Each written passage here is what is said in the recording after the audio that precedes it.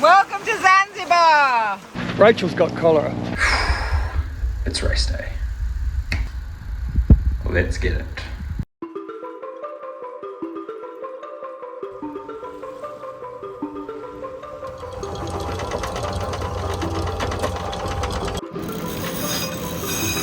Good morning!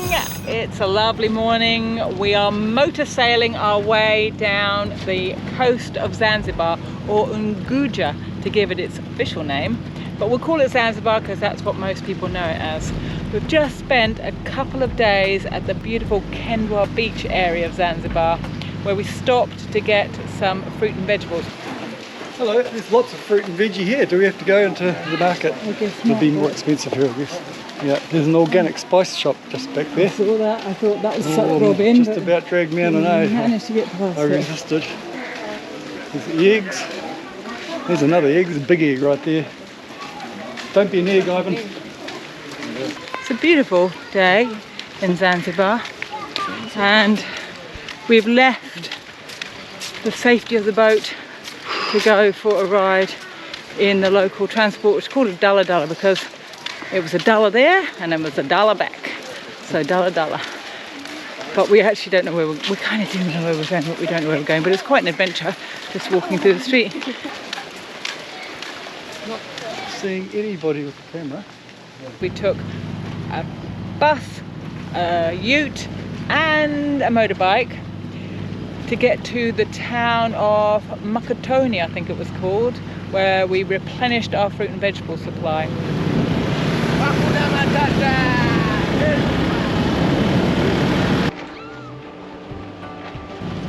But now we're heading to Zanzibar's historic capital, Stone Town. We have Hannah for the next couple of weeks, and we're going to show her a bit more of Zanzibar. And then, after dropping Hannah off at the airport, we were planning to go to Madagascar. But apparently I've got cholera. Rachel's got cholera. Tanzania has got cholera. Or so Madagascar tells us. In fact, they are insisting that no boats from Tanzania are allowed to sail to Madagascar because there's some horrendous outbreak here that nobody seems to know about, but we've got cholera. The crazy thing is though, if I wanted to fly from Tanzania to Madagascar, that is fine. Doesn't matter about the cholera then, it's just if you're sailing in. Even though it takes 5 days to sail in and only a few hours to fly there, they're allowing one but not the other. So the upshot is we're going to be spending more time in East Africa, in particular Tanzania, than first planned. From there, however, we plan to go on to Mayotte, which is a little French island between Tanzania and Madagascar. And onwards from there down the treacherous Mozambique Channel to South Africa, where we hope Declan and Finn will join up with us at some point. Speaking of Finn, he's racing at the World Champs in Canada this week. Just arrived in St. Catharines where we are going to be racing. We've got the boat rigged. We've had a wee look around here. We're not going to row till tomorrow, but yeah, T-minus, still racing. We now move on to the heats of the under-23 men's quad sculls. The USA in lane 1, Switzerland in 2, Bulgaria in lane 3, Italy taking up lane 4 alongside New Zealand in lane 5. Just finished the heat for the quad, the Savo. Not quite what we wanted. Needed top 3 and we got 4th. Like, we were fairly confident going into it, but just didn't have our race. Like, it wasn't terrible, but it's just not where it needs to be. So through to the repcharge, which isn't all bad. Like, it's actually probably maybe good to have an extra race because it was first international one for 2 of the guys, Jack and Angus. Get that out of the way, and now we can step on in the repcharge. We'll need top 3 again. So it's a do or die race for the semi.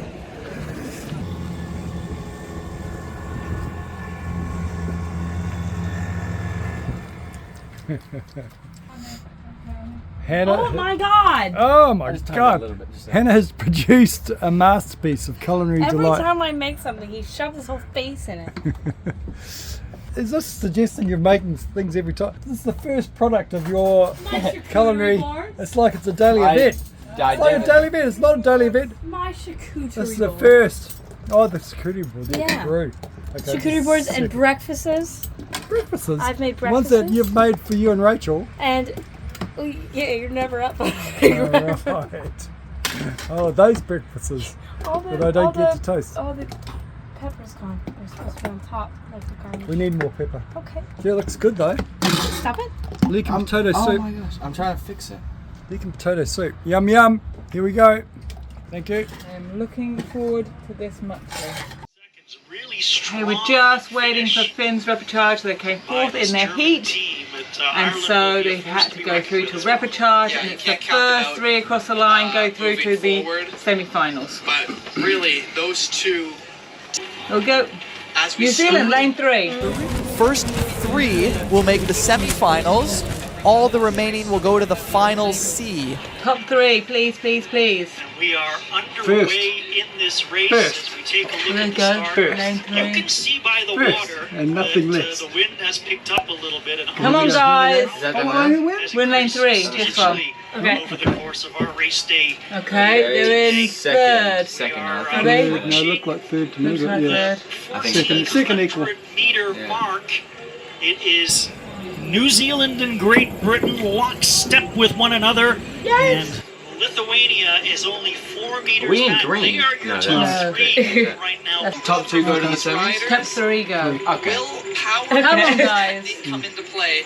We know that when the water gets rough, usually it's the more powerful crew that get it done quicker.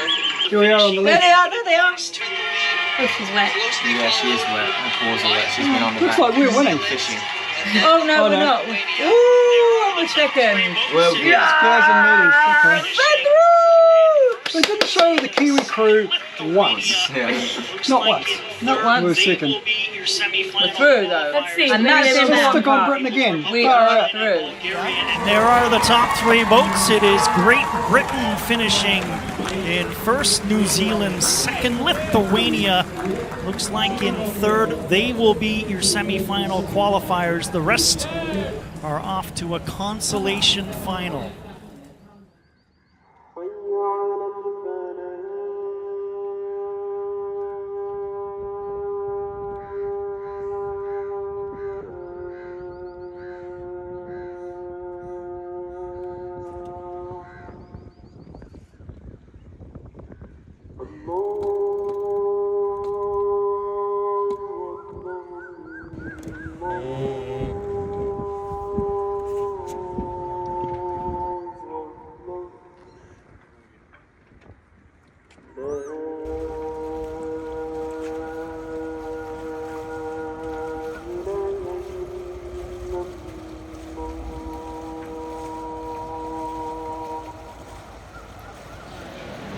So today we find ourselves in Stone Town in Zanzibar, and we're off to the bank to get some money, and it's a beautiful bank. Look at this, look at the doorway. Stone Town, one of the last remaining ancient towns of Africa, is famous for its carved wooden doors and being the birthplace of Farouk Balsara, better known as Freddie Mercury, lead vocalist and pianist of the legendary rock band Queen. Countless colonial powers fought over this city as it played its part in the spice trade. African-style doors with Indian and Arabic designs were brought to the islands by traders and migrants. The protruding brass knobs were intended to deter elephants from ramming the doors, if they could fit down the labyrinth of chaotic, narrow alleyways running between the crumbling limestone houses. That will fall down. It seems really crazy that that's the structural member keeping the building up. Doesn't seem quite right. Yeah. Zanzibar's leaning. There's more going on here too.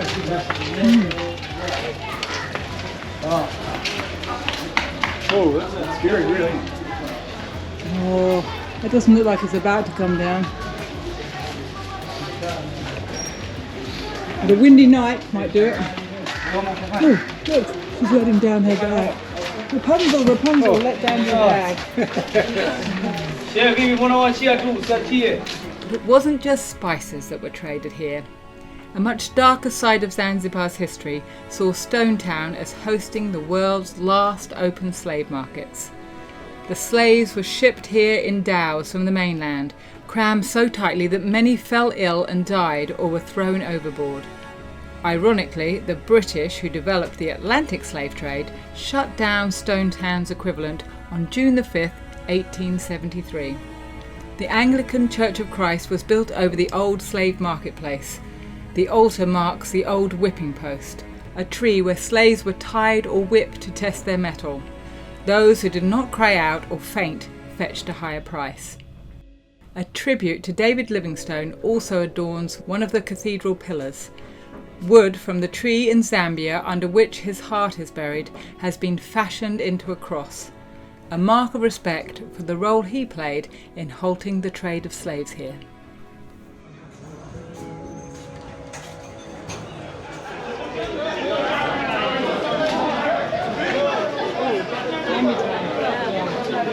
This is the problem with the world today. No matter where you go, what you're doing, priority is sport. I'm a sports person, well, you know I love sport. But there's more important things in life than sport. That's all I'll say. It's a distraction. Men's quadruple sculls. Switzerland in 1, USA in 2, Ireland 3, New Zealand 4, Chile in 5, and Lithuania in 6. That was tough. Bloody had it coming into the last 500. You could list a bunch of reasons why we should have held on to it, but we didn't. Which it is what it is. My forearms seized up bad, and I was struggling to hold on to one of my oars. I actually lost it 7 or 8 strokes from the finish line. We'd already been wound through by then, but certainly didn't help what I was able to do. Obviously, you know, everyone comes in wanting to win, but not everyone can win. So we were just those guys, unfortunately. But we gave it a good crack. So if you can probably tell, I'm in the sauna right now. I'm the last one left at our accommodation. Everyone else is gone, but my flight isn't until like 10 p.m. tonight. I'm off to Spain. I'm going to be doing a week of training there with Matt, who I was rowing the double with a bit last year, who we were hoping to go to Paris in the Lady double. So I'm going to be training with him and his partner Jackie, who's just raced at the Olympics, for the coastal rowing stuff before heading on to Italy, where we're going to race the long distance regatta and then the beach sprint regatta. But we'll give you more info on that. Soonish, when I'm not sweating in the sauna and my phone is getting quite hot. Again, a massive thank you to everyone who's supported in me getting here, and just I guess the crews and Kiwis in general. You guys are epic, so thank you very much.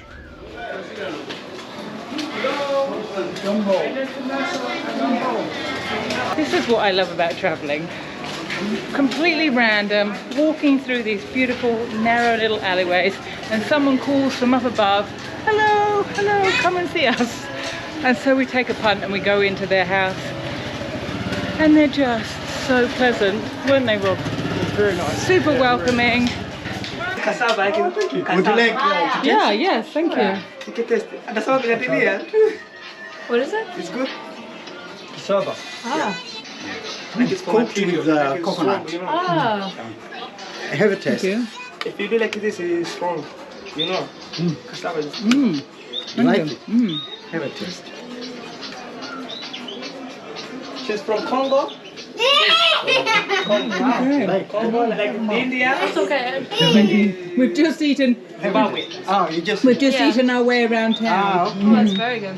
How long are you gonna stay here? A few days. You like 3. it? Then one of the guys turns out to be one of the Zanzibar jumpers. So there's a whole load of guys, very famous, millions of views on TikTok and Instagram, and they every evening when the high tide comes in, they jump off the wharf into the water.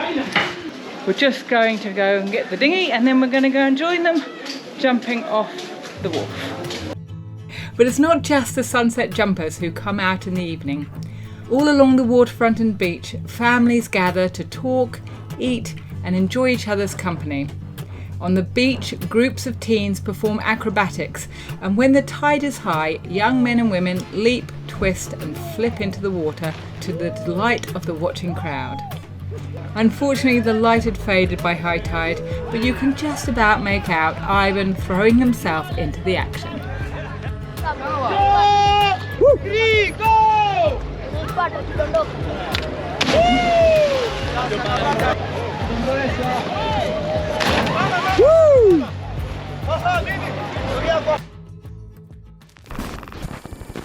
Oh my goodness, what have we got here? Oh, it's a mochaccino. Hello, Mox. She's liking it there, mate. Well done. And off she goes. This is before I became beautiful. Wow. These ladies are going to make me beautiful. Beautiful. Not a single grey hair there, Rachel. Not a single grey hair. Long shot, long shot. Oh, you've ruined